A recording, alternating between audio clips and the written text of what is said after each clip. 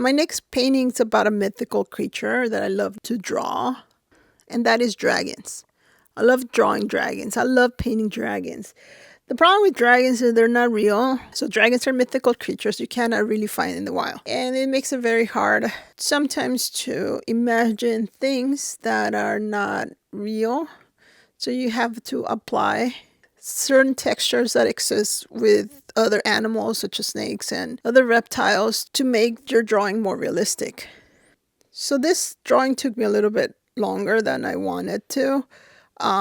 The sketch was not hard. I actually liked the sketch. It went pretty fast. The whole painting took a long time, especially because you had a lot of detail on the dragons from the scales. And since I decided to make mine gold, it was a little bit hard to do. I wanted that shiny metal to come out in the drawing.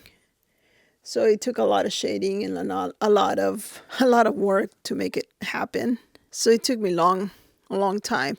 So I actually zoom into the details. Even though you can't see them when you actually see the time lapse, I actually had to zoom in so you could see what's actually happening.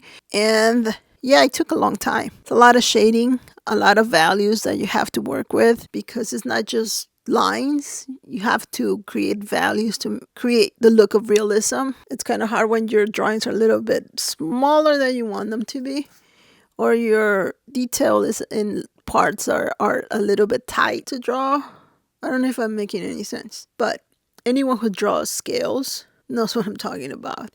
It's actually rather hard. It's actually rather tedious.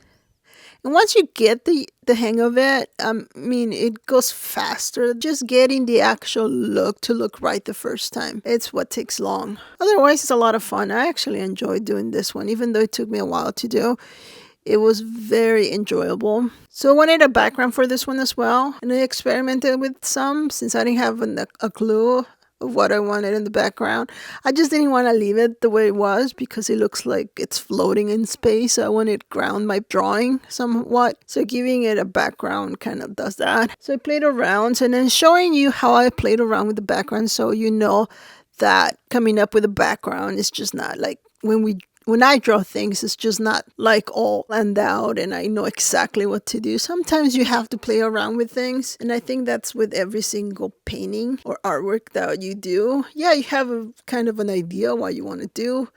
But sometimes the execution of it kind of doesn't go your way. You have to modify certain things so they could look good. And that's what I did. And it becomes very easy on the iPad because you could actually have, as I said, many layers to help you out in case something doesn't work out. You don't mess up your drawing. And for this specific work, I had more than 3 layers. So in case you want to do something with a little bit more detail, you probably need more layers. So I'm leaving you with the rest of the time lapse.